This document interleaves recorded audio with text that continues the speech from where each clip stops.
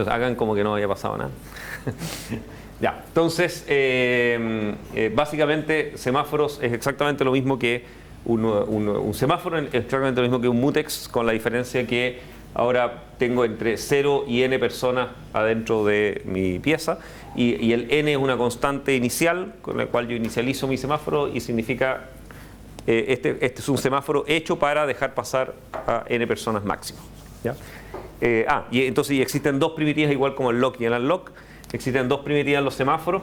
Dijkstra es holandés de origen, y por lo tanto él inventó que las primitivas se llamaban P del semáforo y la otra primitiva se llamaba V del semáforo, que es totalmente imposible para los no holandeses saber qué significan P y V, digamos, porque significa, es como es como el pedir el semáforo y liberar el semáforo en holandés, lo cual no. Entonces la palabra es el inicial de una palabra que para uno no significa nada. En general, yo estudié semáforos de chico, y efectivamente nos enseñaban los semáforos con P y V, y uno aprendía que P era pedir el semáforo y V liberarlo.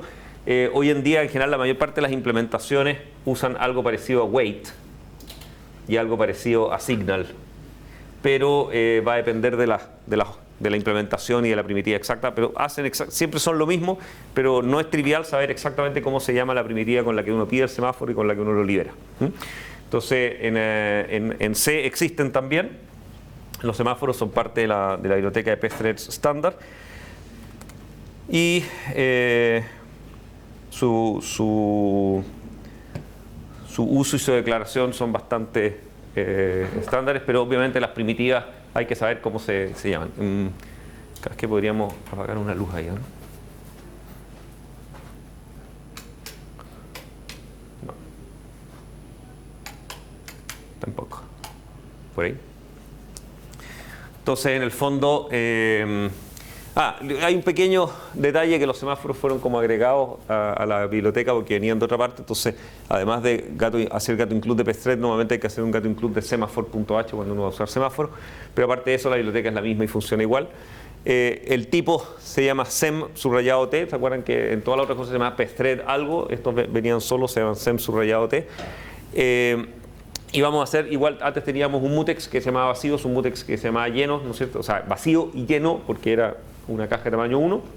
Ahora se llaman vacíos y llenos, porque en el fondo la idea es simular que yo me quedo esperando, o pido que hayan vacíos o pido que hayan llenos, ¿no es cierto?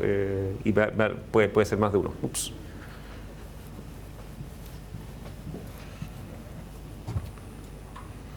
No me interesa eso. Ya. Entonces, y la diferencia ahora es que tengo un arreglo de buffers, ¿no? En el fondo, antes era char C nomás, ¿no es cierto? Ahora tengo un arreglo que va a ser de tamaño enbuf. Enbuf va a ser una variable una constante que vamos a definir nosotros en el punto H, y vamos a probar con distintos tamaños. Y voy a necesitar entonces un par de subíndices. La implementación de los semáforos, la implementación de los buffers es un clásico, pero es un poquito raro. Probablemente ustedes no han visto, es un clásico de ¿cómo se llama? De programación, digamos, que en el fondo yo tengo un arreglo de buffers que van desde 0 hasta n-1, y en el fondo yo voy a estar agregando cosas a esto y sacando cosas, como una especie de cola, ¿no es cierto?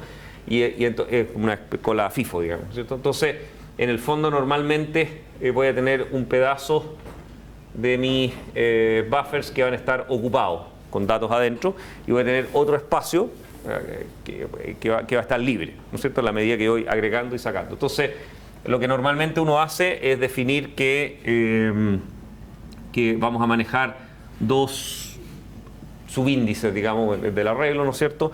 Uno es donde estoy agregando datos, que normalmente es a la derecha del arreglo, o sea, los superiores, y otro es de donde estoy sacando datos, que vamos a llamar mi subíndice out.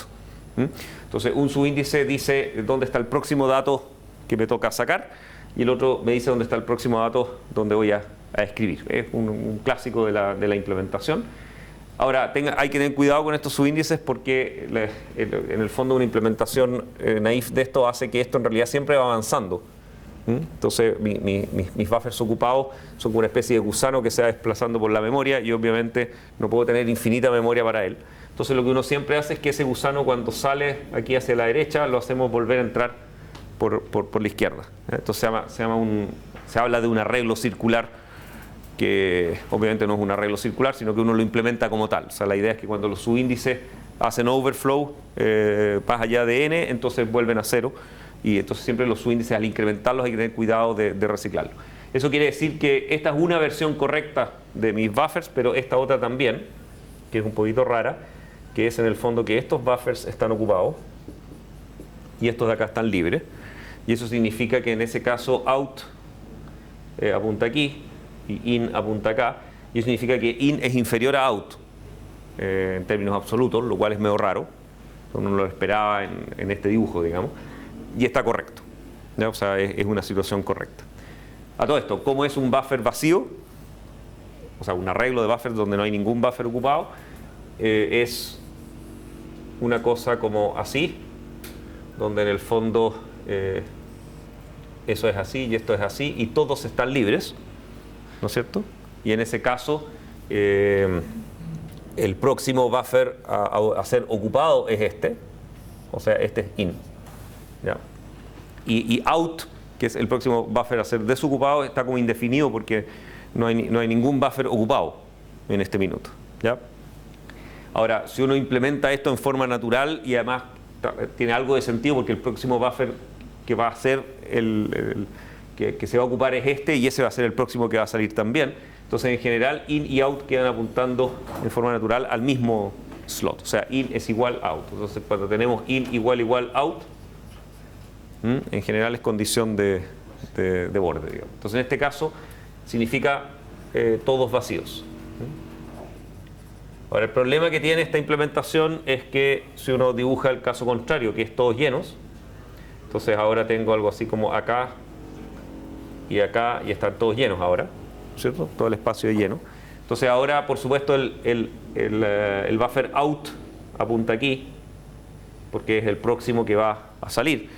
Y in no está bien definido, pero de nuevo, ¿cuál es el próximo que va a desocuparse y ocuparse? Va a ser este de acá. Y entonces tenemos que in es igual out. ¿Ok? Y en este caso significa todos llenos. Entonces, en general, la implementación de las situaciones de borde hay que tener cuidado. O sea, ya sea, en el fondo, el hecho que in sea igual a out puede significar las dos cosas. ¿Ok? Puede significar que están todos llenos o puede significar que están todos vacíos. Entonces hay que desambiguar si es que esa es una condición importante. Entonces, o tengo un flag extra que dice empty o not empty, o cuento cuántos buffers están llenos o cuántos están vacíos, pero necesito otro. Hay que desambiguar esta situación, ¿ya? Lo curioso de la primera implementación, si voy a usar semáforos, nos vamos a dar cuenta al tiro que en realidad esto no va a ser necesario en la implementación con semáforo, el desambiguar la situación. Pero en las implementaciones típicas siempre hay que hacerlo. Entonces, en general necesito agregar más información, digamos, al estado, ¿no? En este caso no va a ser necesario, si vamos a usar solo in y out, pero no es raro en las implementaciones típicas que aparezca una variable estado o empty, que es true o false, o qué sé yo, número de llenos o número de vacíos. Ok, y las mismas primitivas de siempre. Entonces, ¿cómo usamos semáforos? Y es exactamente simétrico al caso de ¿cómo se llama? De lock y unlock, con la diferencia que vamos a inicializar los dos semáforos distintos. El semáforo vacíos lo vamos a inicializar en n, o sea, vamos a decir, pueden entrar n personas, digamos, a el semáforo vacíos, y en cambio el semáforo llenos lo vamos a inicializar a 0, de modo que en cuanto alguien quiera entrar, no puede entrar. ¿Ya? Entonces estamos diciendo, aquí pueden entrar 0 personas, aquí pueden entrar n personas. ¿Ya? Inicialmente. ¿Ok? Y después, bueno, in y out son iguales porque están todos los buffers vacíos y los ponemos igual a 0. Y la caja queda lista. Y después simplemente put queda, realmente es el mismo código que habíamos visto con lock y unlock. P en Pthread se llama semWait, o sea, es esperar a que el semáforo me deje entrar, y hago semWait de B flecha vacíos, ¿no es cierto?, que era el que habíamos inicializado en N, por lo tanto debiera dejarme entrar la primera vez. Lleno mi buffer. Ahora esto antes era simplemente B flecha C igual el dato, ahora hay que hacer un poquito más de trabajo. En el fondo hay que meter el dato, pero hay que descubrir dónde, ¿no es cierto? En el subíndice hay que incrementar el subíndice, es un poco más complicado que antes, pero es lo mismo, o sea, es simplemente copiar el dato adentro del buffer. A todo esto, la idea es, cada vez que ustedes incrementan un subíndice en los arreglos circulares, lo que hacen es aplicarle módulo el tamaño, de modo entonces que si se pasan se quedan con el resto. Y eso funciona incluso si multiplican por algo, qué sé yo. O sea, en el fondo calculan el nuevo subíndice y le aplican módulo para que dé las vueltas necesarias y quede en el resto, ¿no es cierto? De modo que queda dentro del rango de ustedes. Entonces es muy usual que cada operación que hacemos le vamos a aplicar módulo en buffs, y eso es una buena implementación. No sé si han usado módulo en Java, pero digamos, el operador por ciento, y lo que hace es calcular el resto de la división entera. Entonces en el fondo me quedo con ¿cómo se llama? El resto de dividir por nbuffs en el fondo. Entonces siempre está entre 0 y nbuff menos 1. Ok, esto es simplemente decir dónde queda el subíndice, y finalmente hacer post, o sea, es el signal, ¿no es cierto?, el V del semáforo, decir yo libero el semáforo, pero es el otro semáforo. ¿Ok? Igual que con el mutex, o sea, pido que haya vacíos y aviso que hay un lleno más. ¿Ya? En la implementación de semáforo, en el fondo, siempre los semáforos tienen un contador interno que se inicializa en este valor, y lo que hacemos simplemente es, ok, si el semáforo es positivo, dejo entrar a la persona y decremento el semáforo. Una vez que el semáforo llega a 0, no dejo entrar a nadie más. ¿Ok?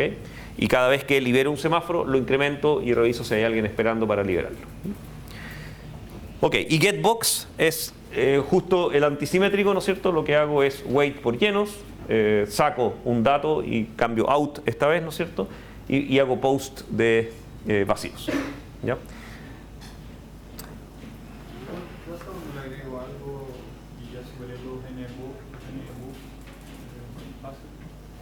¿Qué va a pasar? Porque en el fondo en ninguna parte estoy preguntando si me pasé de rango, si agregué más cosas, ¿no es cierto? Y tampoco estoy preguntando si saqué demasiadas cosas, ¿no es cierto? O sea, nunca estoy... De hecho, esa pregunta típica sería, en alguna parte habría que poner esto del in igual out, ¿no es cierto? Y decir, ok, los buffers se acabaron, o ya no tengo más buffers llenos, y ahí quedarme esperando o haciendo algo, ¿no es cierto? La gracia de los semáforos son que el semáforo es el que hace esa pega. ¿Ok? O sea, en el fondo, el semáforo lo que va a hacer es, si B flecha vacíos llegó a 0, ¿ok? Porque lo inicializamos en N, ¿no es cierto? Entonces, cada vez que saqué un dato, fui entrando al semáforo. Acuérdate que estoy liberando el otro, por lo tanto, este de acá sigue decrementando. Nadie entró a sacar, ¿no es cierto? O sea, estoy poniendo datos. Si puse más de los nbuff datos, entonces la próxima vez voy a llegar y en wait me va a dejar bloqueado porque ya va a ser 0. ¿Te fijáis? Partió en nbuffs y llegó a 0. Ya puse los nbuffs. Entonces cuando llega a 0 yo quedo bloqueado, y entonces me va a dejar detenido hasta que haya espacio en el buffer, que va a ser el momento en que alguien llegue a get, saque un dato y me haga el post. ¿Te fijas? Entonces, y lo mismo pasa con todos los buffers vacíos. O sea, cuando están todos los buffers vacíos, quedo bloqueado en el wait. Entonces la regla es, cuando yo pasé ese wait, digamos, o retorné del wait, yo sé que o hay datos para mí o hay buffers vacíos para mí. No necesito preguntar de nuevo. Como que la pregunta está guardada en el wait. Entonces queda un código muy bonito y elegante para operar, ¿no? Pero Sí. yo voy poniendo y llevo con el semáforo el wait ¿Ya? a 0. Ya. Y quiero, por ejemplo, la última iba a poner un 1 y me dejó esperando. Y en otra parte del programa hago un get. ¿Ya? ¿Va a poner el 1 inmediatamente? No necesariamente. O sea, en el fondo, el otro programa va a generar un espacio y va a decir post. ¿Ya? Post lo que hace es despertar a cualquier wait que esté esperando, pero a lo mejor había alguien antes que tú. Ah, ¿Ya? En este caso, pensando en un productor y un consumidor, es verdad lo que tú dices, ¿ya? Pero no lo puedes suponer siempre, digamos, porque pueden haber más de una persona en contención con el mismo semáforo. Pero lo que sí te garantiza la implementación es que se despierta a uno solo, porque sería un problema si es que despertaran todos, ¿no es cierto? Entonces, cuando tú dices ve de un semáforo y hay una cola de espera, hay uno que despierta y toma el semáforo y entra él solo. Y si en algún minuto alguien más hace post, ahí efectivamente podría aparecer otro en paralelo contigo. ¿Está bien? Ok. ¿Cuál es la gracia de esta solución con respecto a la anterior? Porque se parece mucho, ¿no es cierto? O sea, aparte que es un poquito más enredado el tema de los subíndices, es muy parecida a la solución con mutex, ¿no es cierto? Tenemos un lock y un unlock del otro mutex, ¿no es cierto? O sea, se parece mucho. ¿Cuál es la gracia? La gracia es que si todo va bien, nosotros deberíamos, si el productor y el consumidor son más o menos de la misma velocidad, nosotros deberíamos tratar de garantizar que siempre se mantenga, es como un invariante, digamos, que yo quiero mantener a lo largo de toda la ejecución, de que siempre hay buffers vacíos y siempre hay buffer lleno. ¿Ya? Si yo logro mantener esa regla, significa que el productor nunca se bloquea en el wait y el consumidor nunca se bloquea en el wait tampoco. Entonces los dos están ejecutando en forma totalmente paralela y están escribiendo y leyendo el buffer todo el tiempo sin nunca necesitar detenerse para esperar al otro. ¿Ok? Entonces, en una situación de ejecución perfecta, el mundo ideal. ¿Ok? Entonces, la teoría es, si yo logro que productor-consumidor anden más o menos a la misma velocidad, esta solución debiera ser más eficiente que la solución con mutex y debería competirle a la solución con busy wait que hicimos la otra vez. ¿Ya? Ahora, siempre va a ser algo más lenta que la con busy wait en caso de que los dos funcionen más o menos a la misma velocidad, porque obviamente tengo un poquito más de administración que hacer, estoy ejecutando más código y además el wait por lo menos es ir a preguntar por una condición, o sea, por lo menos una condición y extra, digamos, ¿no es cierto? Y un llamado función extra, aunque no bloquee a la persona. ¿Ya? Ahora, en general, la experiencia, digamos, en los sistemas de coordinación de threads siempre es que tratar de hacer que el wait, y en todas las primitivas que vamos a ver, la primitiva que me puede dejar bloqueado porque una condición no se cumple, se trata de hacer hiper eficiente para el caso en que no me va a dejar bloqueado. ¿Ya? Y todos los costos pagarlo para el caso en que voy a tener que esperar.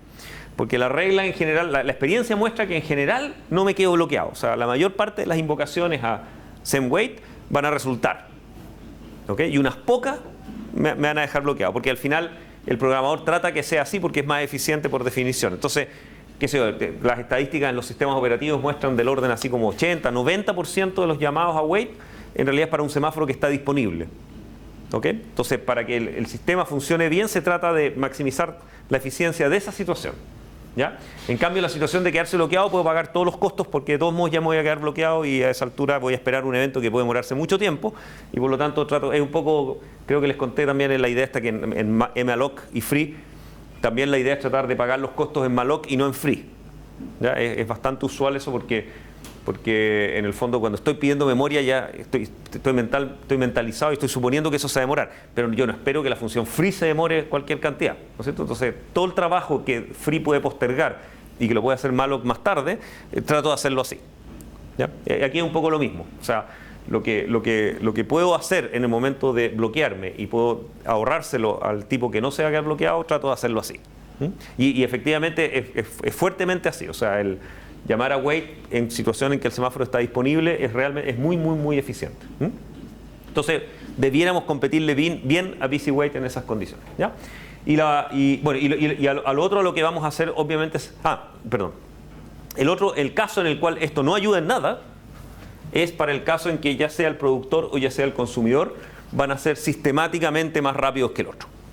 ¿Okay? Si estamos en una situación en que el productor siempre anda más rápido que el otro y por lo tanto está generando muchos más buffers que los que el consumidor puede tragar en régimen permanente, esto no sirve de nada, porque en el fondo van a estar todos los buffers llenos siempre y por lo tanto voy a estar bloqueándome todas las veces esperando que el consumidor consuma algo. Para eso el mutex me habría servido exactamente igual. Y el caso contrario, que el consumidor es mucho más rápido que el productor, entonces vamos a estar todo el tiempo todos los buffers vacíos y el consumidor va a estar todo el tiempo bloqueado esperando un dato y eso es igual que un mutex. ¿Se fijan? O sea, esto solo funciona para aquellas situaciones en donde el productor y el consumidor en régimen promedio, digamos, tienen una tasa parecida de producción y de consumo, y para lo que sirve es para atajar las varianzas que pueden haber de velocidad entre uno y otro, pero no me sirve si en régimen, si claramente uno tiene una tasa mayor de generación o de consumo que el otro. ¿Se fijan? Si es sistemático, no me sirve. ¿Ya? Entonces, la idea es hacer pruebas con programas que traten de simular esta idea, que son más o menos parecidos en velocidad. Entonces, teníamos el productor consumidor tradicional, al que le saqué todas estas instrucciones no me acuerdo si en la versión que está publicada en el wiki están comentados o no, pero la idea es porque el productor lo único que hace es get char put box. Entonces trato de tener un consumidor que se parezca, lo único que hace es getBox put char. Entonces esas dos cosas son muy equivalentes en tiempo y en esfuerzo, ¿no es cierto? Uno está leyendo un archivo. Sí, es cierto que escribir un archivo siempre es un poquito más lento que leerlo, por cómo está implementado en disco, pero en este caso no debiera notarse en esta velocidad. Entonces estoy tratando de tener, si ustedes le agregan el fflush ese que era para que saliera cada byte que ustedes escriben, lo vuelve mucho más lento que el otro. Entonces es una forma de probar, o por supuesto si alguno de los dos le ponen un sleep, entonces ahí pueden probar que efectivamente se van a volver prácticamente iguales con mutex o con el otro. ¿Ya? En este caso estamos tratando que sean parecidos de velocidad. Y entonces podemos tratar de generar las distintas versiones. Entonces generemos el protcons con el tbox, con el busy-wait que lo habíamos hecho la clase pasada. Entonces pongámosle protcons busy, tengo que acordarme después porque he generado tantas versiones que después no me acuerdo cuál es cuál. Hagamos una con mutex.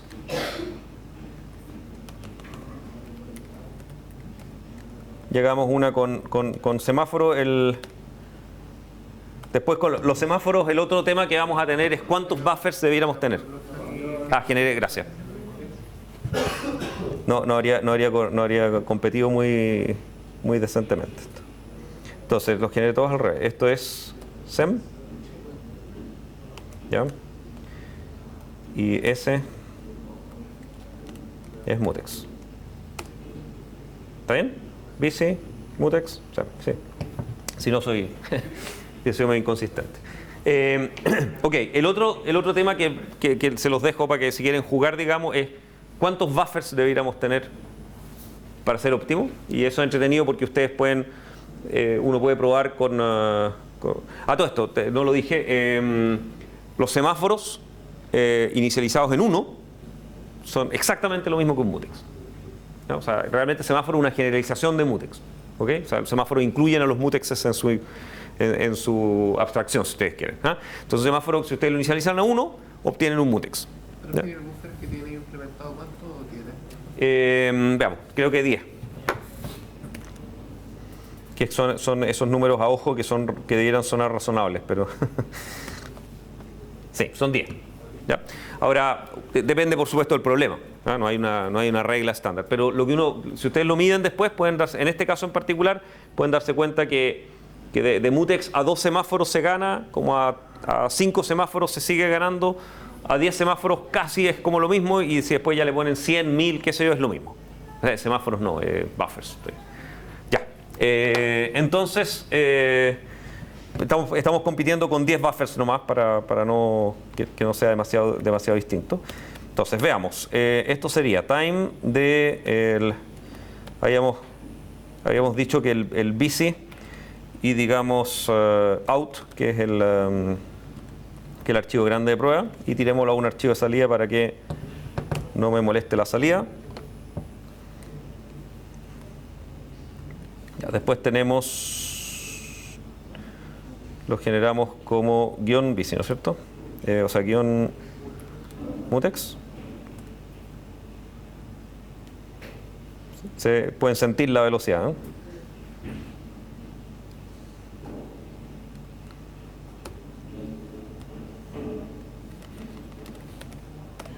Y con semáforo, ¿ok? O sea, en el fondo,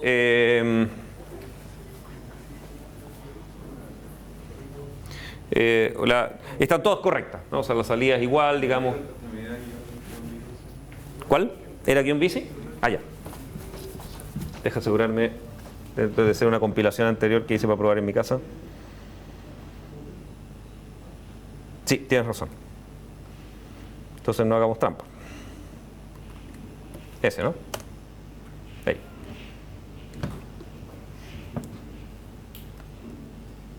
Sí, es divertido, sale un poquito más lento que el...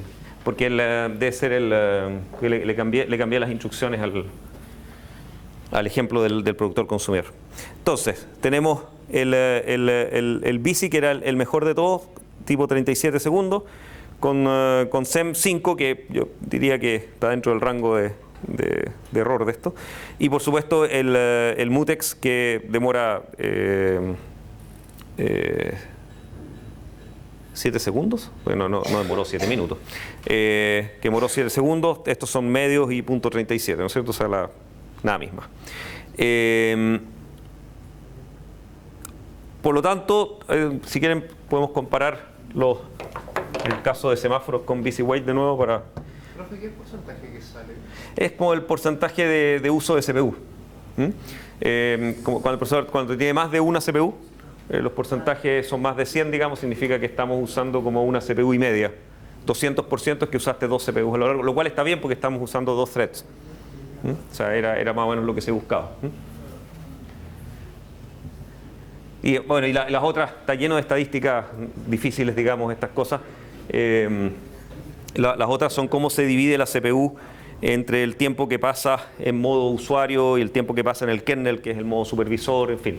Pero en esto en general conviene concentrarse en el tiempo real, que es como es la hora, ¿no es cierto? O sea, cuánto se demoró entre que partió y terminó con respecto al reloj absoluto. Obviamente, lo malo que tiene ese número es que es dependiente de la carga del computador y las otras cosas que estaba haciendo en ese minuto. Pero cuando uno estaba haciendo pruebas solo, digamos, en un computador controlado, en realidad eso es lo que importa, pues, cuánto se demoró en definitiva. Entonces, démosle... ok, si se fijan, el tiempo es bastante variable dentro de lo que es, qué sé yo, unos pocos... un medio segundo, ¿no es cierto?, hasta qué sé yo, 0,6, ¿no es cierto? O sea, dentro de ese rango la diferencia no es muy significativa. Y si probamos SEM, probablemente me va a dar variaciones más o menos en el mismo rango. O sea, básicamente habría que probar con archivos más grandes, porque es un poco muy rápido. Entonces probablemente habría que probar con ejemplos más grandes para hacerlos competir más dignamente, digamos, pero es bien competitivo. En cambio, el Mutex es francamente espantoso porque estamos todo el tiempo quedándonos bloqueados, ¿no es cierto? O sea, hay cero... todo esto no sé si se ve, aprovechando que me lo preguntaron. Claro, que además tiene mucho menos paralelismo, o sea, usa mucho menos CPUs, digamos, que los otros, porque va alternando entre un thread y otro. Prácticamente nunca los dos threads están activos al mismo tiempo. En cambio, todas las otras versiones tienen mejor... Esto, por ejemplo, es una buena ejecución, ¿no es cierto? Donde prácticamente estuvieron las dos CPU ocupadas todo el rato. Entonces, yo debiera, además de ganar tiempo absoluto, yo debiera ganar paralelismo en estas soluciones donde no me quedo bloqueado. Ok.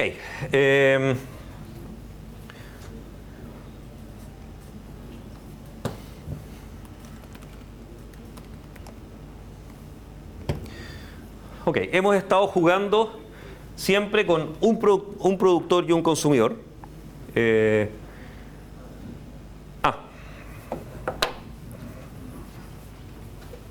Antes que esto.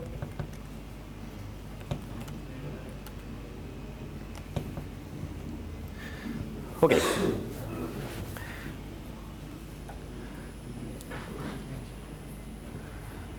Correctitud, ¿ya? Cuando ustedes escriben un programa paralelo y lo sincronizan, vamos a hacerlo a lo largo de todo el curso y después en los controles y todo les vamos a pedir que lo hagan también. La idea es pensar la correctitud de lo que ustedes hicieron, ¿ya? Y la correctitud tiene como dos aspectos. Uno es que el programa no se quede bloqueado, que siempre se liberen las cosas o sea, cada vez que ustedes se queden bloqueados esperando algo, tienen que ver, ok, ¿quién me va a liberar? Y si esa persona que me va a liberar efectivamente va a ocurrir en algún minuto. Y lo otro es que de verdad estén teniendo suficiente sincronización para que no haya estas regiones críticas donde de repente pasan dos cosas al mismo tiempo y les echan a perder la variable justo cuando ustedes estaban metidos en el sistema. Entonces, lo habíamos visto con lock y unlock, y en este caso es un poco más difícil ahora, porque hago más cosas entre medio. ¿Ya? Entonces, en el fondo, suponiendo que hay un productor y un consumidor, significa que tengo un thread que invoca esto y otro thread que invoca esto y nada más. O sea, la única concurrencia, mi único enemigo, digamos, con el cual tengo que compararme es, ok, si yo estoy ejecutando acá, ¿qué pasa si el otro está ejecutando allá? En el caso de Mutex, habíamos demostrado informalmente, espero haberlos convencido, de que si estaba ejecutando putbox y había logrado tomar el lock, el otro nunca podía entrar. ¿Okay? Era como mutuamente excluyente por completo el put y el get. Y eso nos defendía mucho frente al hecho que estuvieran peleando una variable. ¿Ya? Hoy día eso ya no es verdad. ¿Ya? De hecho, lo que tratamos de hacer es que no sea verdad. O sea, lo que a nosotros nos conviene, el escenario que queremos, es que putbox y getbox pueden ejecutar en paralelo. O sea, que hayan buffers vacíos y hayan buffers llenos al mismo tiempo. ¿Ok? Entonces, lo que yo quiero es que el tipo entre, tome su semáforo y ejecute acá, y este otro tome su semáforo y ejecute acá al mismo tiempo. Por lo tanto, tengo que tener mucho más cuidado de que este código que está acá y este código que esté acá no sean mutuamente excluyentes, ¿no es cierto? O sea, que puedan ejecutar en paralelo sin problema. Lo otro es que me da la sensación que no debieran ejecutar concurrentemente porque están usando el mismo buffer y están usando los mismos subíndices, ¿no es cierto? Están modificando una variable compartida y por lo tanto a uno le darían ganas de protegerla. ¿Ya? Sin embargo, este es un caso, y que uno lo puede mostrar claramente, tiene varias ventajas. Uno es que, por ejemplo, a nivel de subíndice, él usa in las dos veces y él usa out las dos veces. Por lo tanto, no hay problema en los subíndices. ¿Okay? Yo me encargo de in, tú te encargas de out y nunca ni los miramos ni los modificamos al mismo tiempo. ¿Okay? Por lo tanto, por lo menos a nivel de las variables de subíndice no tengo problema. Mi problema es el contenido del buffer. ¿Okay? ¿Qué pasa si justo yo estoy poniendo un valor en el lugar donde a ti te va a tocar leer? ¿Okay? O al revés, yo estoy leyendo un valor pero tú justo me escribiste encima el otro valor. ¿Ya? Entonces, en el fondo, lo único que tenemos que tener cuidado es en el buffer propiamente tal. O sea, que buffer sub algo no sea el mismo que el otro está tocando en ese minuto. ¿Ya? Ok, entonces, si in es distinto a out, no tengo problema. ¿Cierto? Porque en el fondo él está modificando un espacio del buffer que es distinto al que él está leyendo. ¿Cierto? Entonces, mientras in y out sean distintos, este código puede ejecutar concurrentemente sin ningún problema. ¿Ok? Mi único problema es cuando son iguales. ¿Ya? O sea, que en el fondo yo voy a escribir en el mismo slot que él va a leer. Y ahí puede ser un desastre, ¿no es cierto? Porque a él le tocaba leer justo un valor que yo se lo sobreescribí y leyó otra cosa.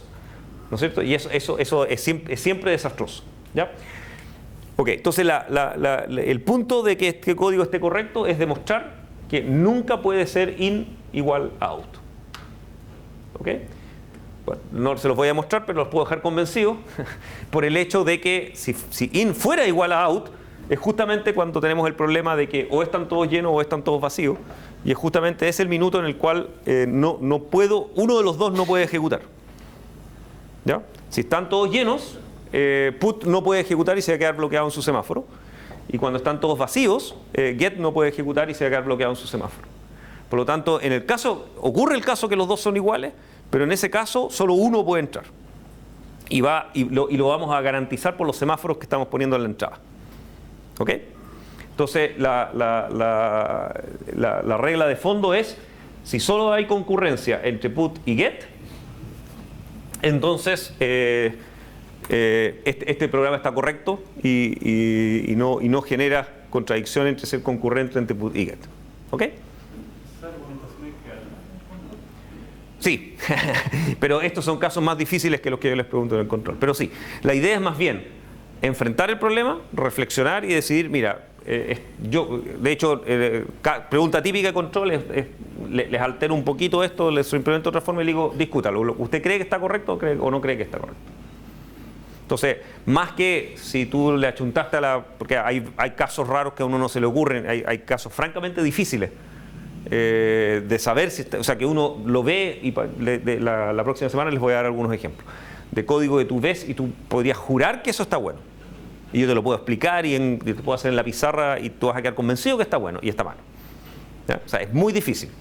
¿Ya? Pero más bien el juego es que logres jugar a hacer esa reflexión y tratar de adivinar, ¿no es cierto? Es decir, mira, yo lo vi así y esto puede ejecutar así y así y se ve bien, se ve mal, o creo que está bien, creo que está mal. Y la justificación. Y es más importante la justificación a que le achuntes si está bien o está mal, digamos. ¿Te fijáis? O sea, en el fondo es descubrir cómo pensar en este universo. Y es un gran tema, digamos.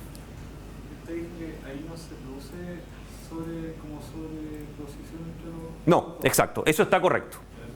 En el caso de un productor y un consumidor. Usted dice que actualmente lo que se busca no es eso. No, en el fondo, a ver, la idea es la siguiente. Si estos dos ejecutan concurrentemente, nunca hay problema, salvo en el caso que in sea igual a out. Ese caso, la idea es que ocurra muy poco por razones de eficiencia. ¿Ya? El caso de que ejecuten concurrentemente es lo que tú buscas que ocurra, por eficiencia. ¿Está bien? O sea, en el fondo va a ocurrir mucho que estas dos cosas son concurrentes. Lo que no ocurre nunca es que in sea igual a out y estos dos ocurran en paralelo. En el caso de in igual a out, que es un caso que no debiera ocurrir mucho por razones de eficiencia, solo va a entrar uno y el otro va a quedar bloqueado. ¿Quién se queda bloqueado? Depende si están todos llenos o si están todos vacíos. Pero nunca que sea concurrente. Uno, todo por eficiencia, o sea, lo que por correctitud tú preferirías que no fuera concurrente, ¿ya? Pero por eficiencia tú quieres la mayor concurrencia posible. ¿Está bien? Ya, entonces ahora enfrentemos el otro problema, que es múltiples productores y múltiples consumidores. Hice un ejemplo no muy inteligente, pero que por lo menos sirve para mostrar la idea. Tenemos nuestros buffers de nuevo entre medio. La idea ahora es que vamos a tener múltiples threads que están produciendo datos en el mismo buffer y tengo múltiples consumidores leyendo datos. Entonces todos estos son consumidores. ¿Ya? Entonces quiero tener un programa de ejemplo que haga esto. No se me ocurrió nada muy inteligente, entonces lo que hice fue que el mismo productor que teníamos antes abre su entrada estándar, lee todo lo que hay ahí y lo escribe en la caja, en los buffers como pueda. Y lo que hago es crear un montón de consumidores al otro lado. Los consumidores van leyendo uno por uno los caracteres y lo que hacen es sumar cuántos caracteres en total leyeron. ¿Okay? Esto puede ser en cualquier orden. O sea, los productores escriben todas sus cosas en conjunto, concurrentemente, por lo tanto queda todo desordenado. ¿Ya? Pero la cantidad de bytes que escribieron debieran ser los mismos que los otros leen en total.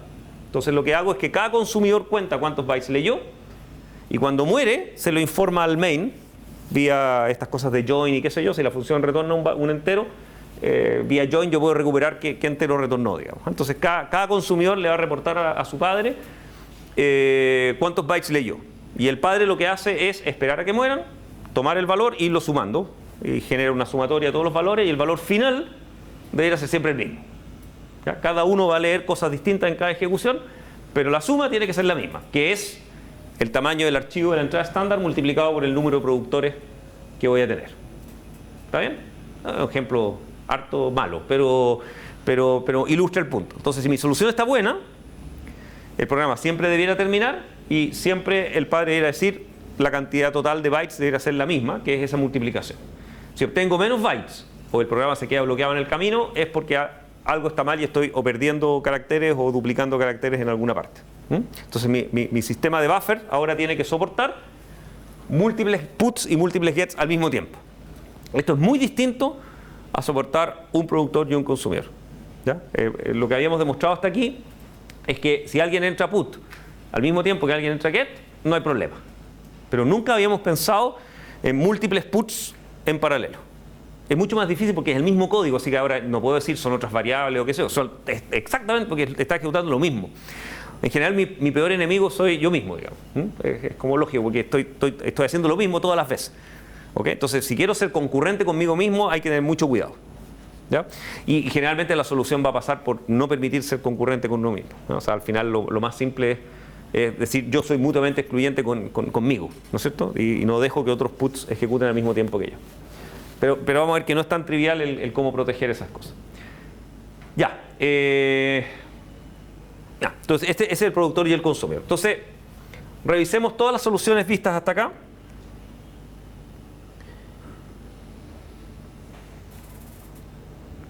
Creo que ya se lo había dicho la vez pasada. A ver, compilemos este.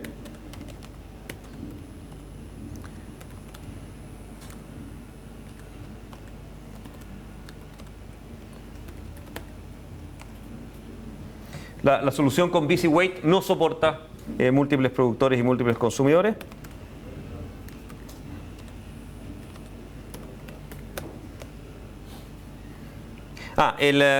Perdón, tengo una versión gigantesca del... Creo que dejé un pequeño desastre. Ahí sí. Sí. Me comió las 20 CPUs al mismo tiempo. Casi lo mato. Tengo una versión gigantesca de ProdCon, se me había olvidado, porque estuve haciendo pruebas de performance. Ok. Era 30, ¿no? Ya, una de las constantes que tiene el programa al principio es cuántos productores y cuántos consumidores crea. La cantidad de consumidores da un poco lo mismo, es simplemente para hacer más paralelismo. La cantidad de productores, en cambio, es muy importante porque es la cantidad de veces que voy a escribir los datos. Por lo tanto, el resultado final siempre es la cantidad de productores multiplicado por el tamaño del archivo. ¿Ya? ¿Le pueden entregar esos parámetros por...? No, pero puedes programarlo. No, están cableados en el código. Yo soy malo para escribir código historiado, entonces siempre ahorro pega de escritura de programa. Y ahora sí. Casi tengo que rebotear si esto era... Ya, entonces, lo que pasa en general con todas estas implementaciones es que se quedan bloqueadas, ¿no? O sea, están ahí, pero no hacen nada. ¿Se fijan? Ok, ahí terminó. Todo esto, calculemos, ¿cuál fue el archivo que les di? In. Entonces, si calculamos cuántas letras tiene in, tiene 780 caracteres y multiplicamos 780 por 30, son 23.400. Anduvo cerca. O sea, debió haber dado como resultado 23.400 y dio cualquier cosa. Este es el padre, cada vez que un hijo muere dice juntando y dice cuánto ha ido sumando hasta ese minuto para cachar hasta dónde ejecuta. Pero la mayor parte de las veces, en realidad el programa se cae antes, no se cae, sino que se queda bloqueado antes, porque básicamente lo que usualmente ocurre es que alguno de los consumidores no recibe el end of file correspondiente a que se acabaron los datos o qué sé yo. Hay un juego de cómo, a todo esto, no, el programa no es trivial, el ProdCons N, porque tiene que crear todos estos productores, todos estos consumidores y después tiene que mediar, digamos, para asegurarse que todos terminen. Y antes era re fácil porque el productor mandaba end of file y se moría el consumidor. Pero ahora los end of files no quiero que se distribuyan aleatoriamente, quiero que cada uno reciba uno. Y entonces eso lo hace el padre al final, es todo un juego para esperar a que... Entonces se espera que los productores terminen y después se le manda end of file a todo el mundo para que todos mueran uno por uno y después se espera la muerte con el join. Entonces lo que usualmente ocurre es que alguno de esos end of file no llegó porque la implementación está mala y por lo tanto algún consumidor no muere y por lo tanto el padre se queda esperando para siempre que algún consumidor muera. Esa es la falla típica de busy wait. A todo esto, ¿por qué está malo?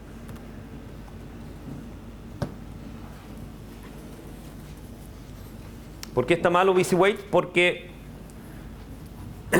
si uno supone que pueden haber múltiples puts concurrentes en distintos threads, significa que hay muchos procesos que están todos esperando que esta variable sea vacío. ¿Okay?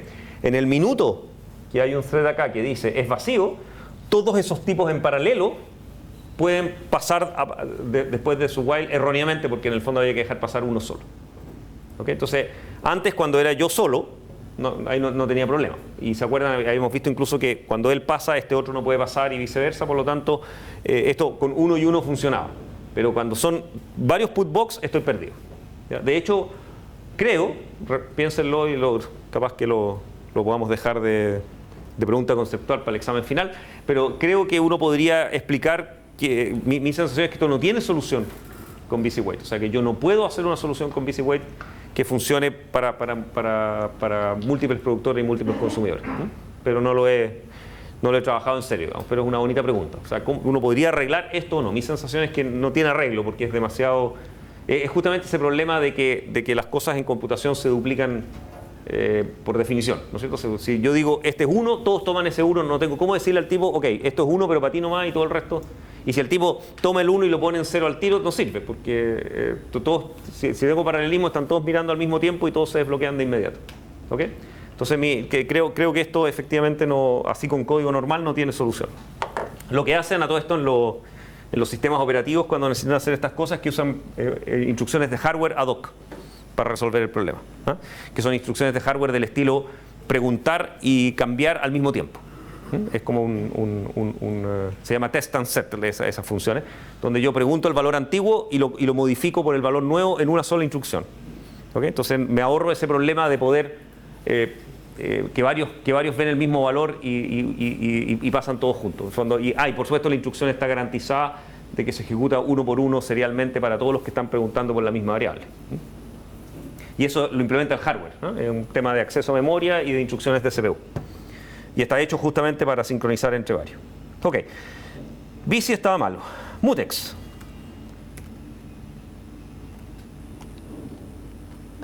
Mutex está bueno o está malo.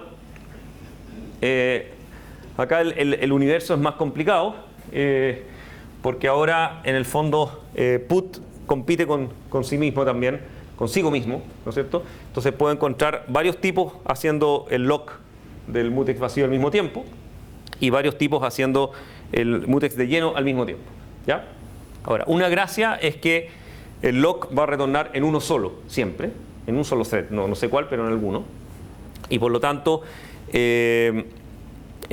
cuando él retorna, ¿no es cierto? Yo sé que este código de acá, solo yo lo estoy ejecutando.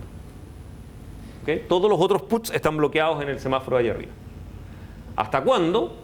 Hasta que get me suelte y me diga ya leí un dato y el dato está desocupado. ¿Ya? Entonces la duda del paralelismo es: ¿puedo tener efectivamente gente ejecutando esta instrucción en paralelo varias veces? Porque eso es obviamente malo, ¿no es cierto? O sea, si yo puedo decir B flecha C igual C y varios ejecutan eso al mismo tiempo, significa que estoy perdiendo caracteres. O sea, una vez que uno entró y puso el dato, yo debería garantizar que nadie más puede entrar aquí hasta que el tipo haya leído ese mismo dato. ¿Ya?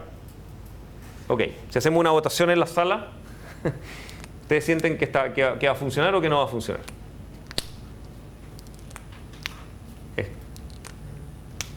Es arriesgado, ¿eh? Es arriesgado.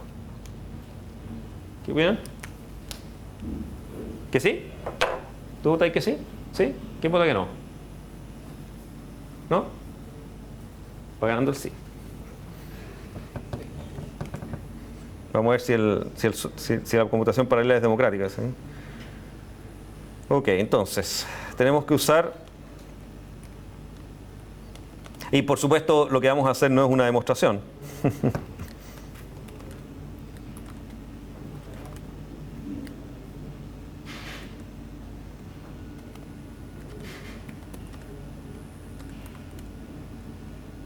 Está bien, ¿no?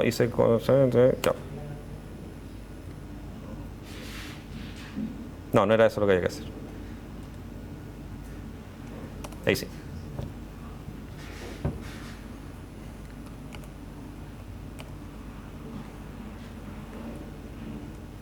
¿Ok? Esto no demuestra nada, por supuesto, pero es una buena, ¿cómo se llama? Es un buen experimento, ¿eh? De que en el fondo estamos cargándolo con 30 productores y 30 consumidores y sistemáticamente me está entregando el mismo resultado, que además es el resultado correcto, es la multiplicación. Y uno podría querer cargarlo un poco más. dado que me está funcionando.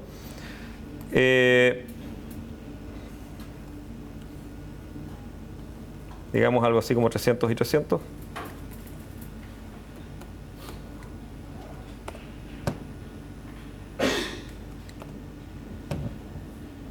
¿Ok? Suena bien. O sea, la sensación es que la democracia ganó. No es trivial, ¿eh? No es trivial demostrar por qué funciona. Y además, dado que es una sola línea de código la que estamos testeando si se ejecuta concurrentemente o no, no es trivial generar un experimento que de verdad haga que esa línea se ejecute concurrentemente, porque lo más probable es que pase la mayor parte de las veces ejecute sola. Dado que esto está correcto, da la sensación que el semáforo va a estar correcto también, porque el código era muy parecido. Es muy simétrico lo que estamos haciendo con lock y unlock y con semáforo y semáforo. ¿Cuál es la pregunta ahora? Es si yo entro a Putbox desde distintos threads al mismo tiempo y ejecuto este código, ¿voy a tener problemas conmigo mismo o no? Ya no necesito preguntarme con el otro porque eso ya lo demostramos, digamos, y no hay problema. Mi problema es, ok, ¿voy a ejecutar este código concurrentemente conmigo mismo, sí o no? ¿Ya? En mutex lo que nos ayuda mucho es que cuando yo tomo el mutex, yo sé que ningún otro put va a entrar hasta que alguien no lo suelte. ¿Ya? Eso, por lo tanto, yo estoy tranquilo ejecutando este código acá yo solo. En este caso, como está construido específicamente para que hayan buffers llenos y buffers vacíos y muchos, es muy probable que yo tome el semáforo y lo decremente, pero que no quede en cero. Y que por lo tanto el próximo put que llegue también lo va a tomar, también lo va a decrementar y se va a poner a ejecutar esas instrucciones exactamente al mismo tiempo que yo. ¿Ya? Por lo tanto, este es un caso donde uno podría, no sé si es trivial, pero es un caso donde uno más o menos fácilmente uno siente que tenemos un problema. ¿Ya? Porque en el fondo varios procesos van a entrar por definición a este mismo código y este código sí que no tiene cara de bueno. Y incluso no es ni siquiera una sola línea de instrucción, por lo tanto incluso la probabilidad de que alguien entre que modifique el in y asigne los datos al mismo tiempo se ve muy mal. ¿Ya? Es el tipo de código que a uno lo pone nervioso en programación paralela al tiro. ¿Ya? ¿Cuáles son los escenarios espantosos de ejecución entrecruzada que vamos a tener? Son cosas del estilo, ok, supongan que se ejecuta esta instrucción, entonces yo pongo el buffer donde tenía que ser, ¿no es cierto? Y llega el otro tipo en paralelo conmigo y ejecuta esa misma línea de código antes que yo logre incrementar el puntero. ¿Se fijan? Entonces, ¿qué pasa? Que dos tipos ponen distintos bytes en el mismo slot y después, ya sea incrementan su puntero o no, me da un poco lo mismo a esa altura. En el fondo mi problema es que por definición ya perdí un byte porque sobreescribí un byte en otro lugar. ¿Ya? Y me va a pasar lo mismo con la lectura, peleando con ella misma, que en el fondo, por ejemplo, leo dos veces el mismo byte y después incremento el puntero. ¿Ya?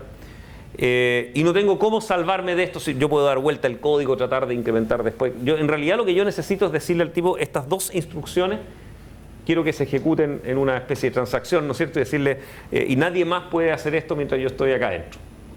Entonces yo necesito que esta región sea mutuamente excluyente en el sistema. ¿Ya? Por suerte eso sí lo sabemos resolver y necesitamos un mutex en este punto, que semáforo inicializado en 1, pero que en general lo más eficiente es poner un mutex. ¿Okay? Entonces necesito un semáforo para administrar, digamos, la ejecución completa de lo que estoy haciendo, pero además necesito un mutex de exclusión mutua. Acuérdense, lo habíamos conversado la otra vez, cuando uno va a hacer zonas de exclusión mutua, hay que tener cuidado con lo que uno hace, porque lo primero que uno piensa es, ok, hagámoslo lo más grande posible porque así estamos seguros de que no hay problema de concurrencia. Entonces, ¿cuál sería la solución que alguien sin pensar podría decir? Es, ok, entramos a Putbox y ponemos un mutex y cuando salimos de Putbox soltamos el mutex Y lo mismo hacemos en Getbox y por supuesto el mismo mutex, porque además entonces garantizo que no hay paralelismo en ninguna parte. O sea, está todo bien serializado, ¿no es cierto? Y ahí no puedo tener ningún problema. ¿Cuáles son los problemas que uno introduce cuando pone eso? Sería como sería una exclusión mutua como grado de grano grueso, ¿no es cierto? O sea, como bien burda, ¿ya? Uno cree que con eso uno está safe, pero en realidad es mentira, porque cuando uno hace, bueno, obviamente daño la performance porque tengo menos paralelismo y qué sé yo, pero peor que eso, al poner mucha sincronización es muy fácil introducir puntos de lo que se llaman deadlocks en el sistema, que en el fondo son que me quedo esperando cosas que nunca van a ocurrir porque justamente la gente no puede entrar a estas regiones críticas gigantescas. Es ahí donde yo necesito que entre para que me libere. ¿Qué pasa si ponemos un lock aquí y un unlock acá y un lock acá y un unlock allá, justo antes del return? Lo que pasa es que yo voy a tomar la región exclusiva y cuando todo funciona bien no hay problema, digamos, salvo que es ineficiente, pero mi problema es, se acabaron los vacíos, ¿ya? ¿Qué va a pasar cuando se acaben los vacíos? Voy a tomar el lock de exclusión mutua y me voy a quedar bloqueado esperando que haya vacíos. ¿Ok? ¿Y cuál es mi problema? Que el tipo que me tiene que liberar, que es el otro, lo que va a hacer es tratar de tomar el lock de exclusión mutua para entrar a su código.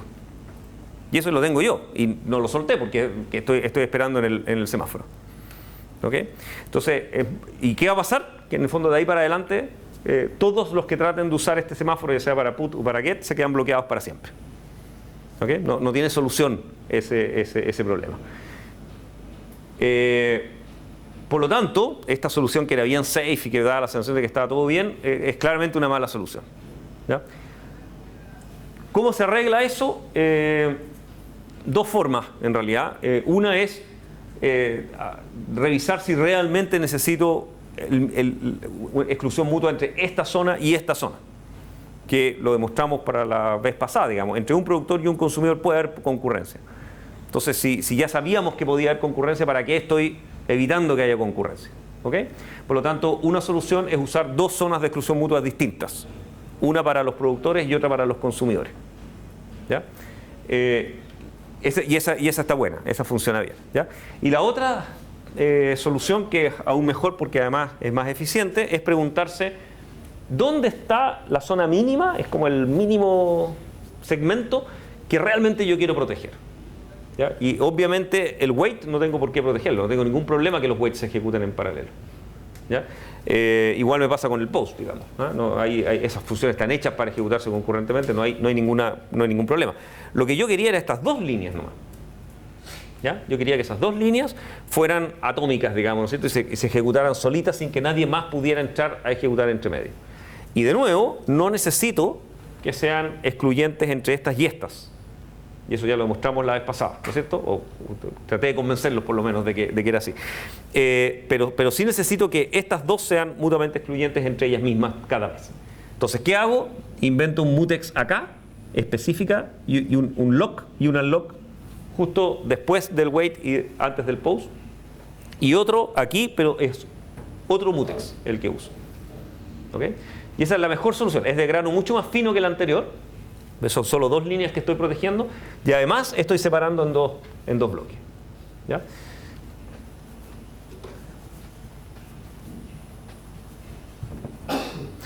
Y de nuevo, ¿cuánto pierdo en performance por hacer esto?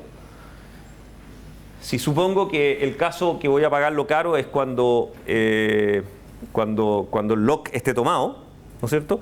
Entonces, en el fondo, las únicas veces que voy a pagar el costo de quedarme bloqueado esperando van a ser cuando dos puts llegan al mismo tiempo, los dos tienen un buffer vacío asociado y los dos al mismo tiempo están tratando de escribir y son estas dos líneas nomás las que el otro tiene que quedarse bloqueado esperando que el otro salga de esas dos líneas. ¿Se fijan? Entonces, incluso agregando esos logs, primero la probabilidad de que eso ocurra, a medida que creo muchos productores y muchos consumidores, la probabilidad va aumentando, por supuesto, pero la probabilidad no es tan alta normalmente. Y por otro lado, incluso en los casos en que me quedo dormido, en realidad duermo muy poco rato, porque el otro tipo va a salir muy rápido de esa secuencia. A todo esto,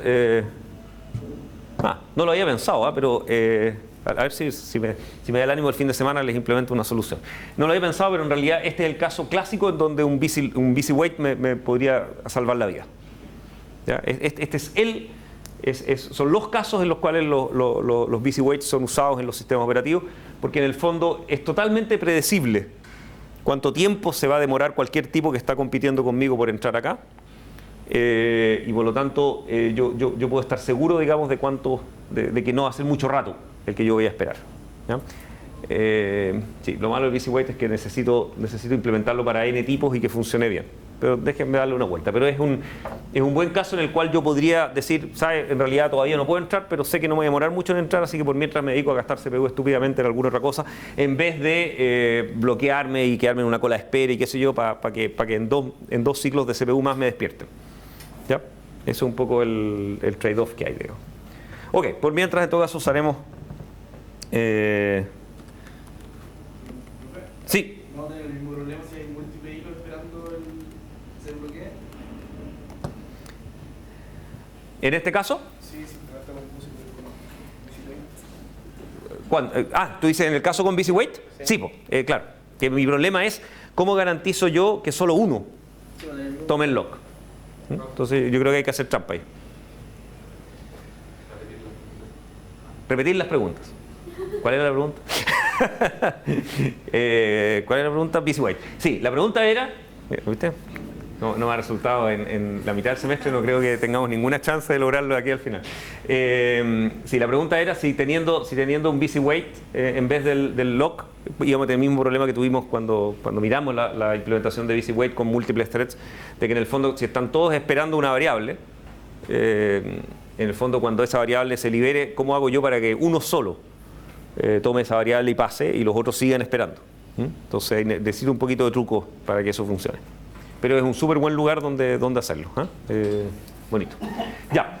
Entonces, haciéndolo oficialmente, lo que hago es poner un lock aquí y acá. Lo que hago es agregarle dos mutexes a la estructura de datos, ¿no es cierto? Entonces teníamos los dos semáforos y dos mutexes. Un mutex para put y un mutex para get distintos, para asegurarme que haya paralelismo entre put y get.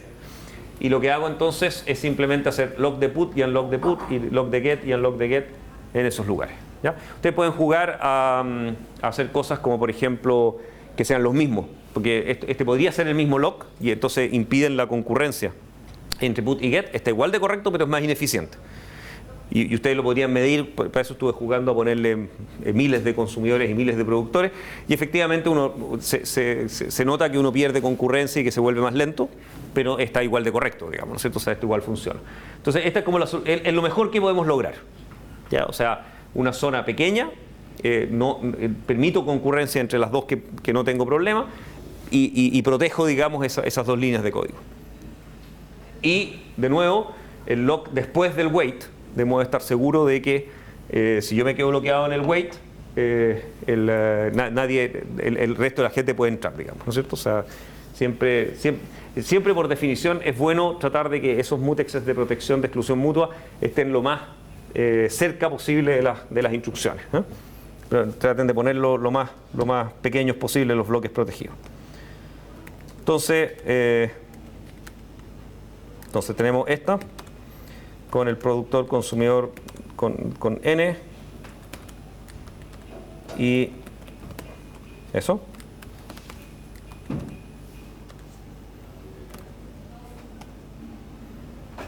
Y de verdad que lo teníamos más pesado la cantidad de productores y consumidores. Se fijan, aguanto sin ningún problema la replicación del archivo, y por supuesto lo pueden correr todas las veces que ustedes quieran y entrega los mismos resultados, digamos.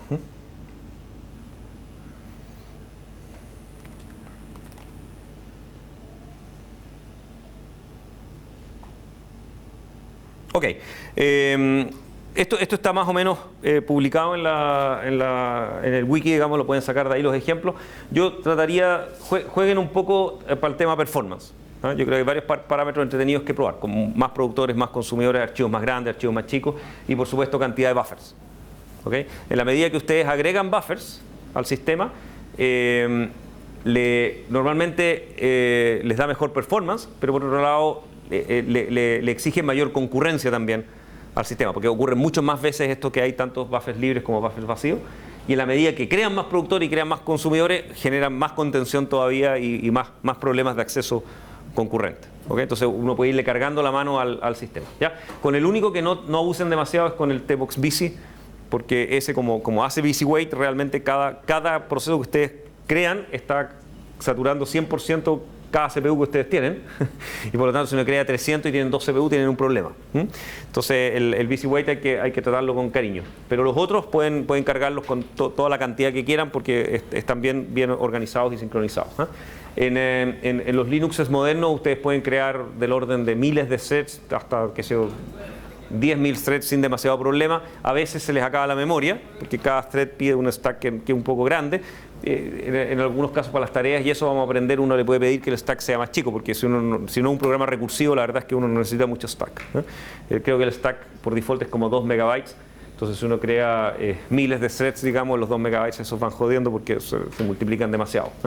Pero aparte de eso, en general uno puede crear miles de threads sin problema, es súper rápido, es eficiente, no molesta mucho. ¿Ya? Eso. El control entra hasta hoy día. ¿Ya? O sea, la próxima semana son clases de diversión simplemente, donde vamos a seguir avanzando con esto los threads. La idea es que hasta el control es todo lo que hemos visto hasta acá. En el fondo hace más o menos como algunas preguntas de C, programación, estructura de datos, puntero, y una pregunta enterita de threads, que es algo así como las preguntas más simples de threads que uno puede hacer, es casi para asegurarse que ustedes algo hayan jugado a esto.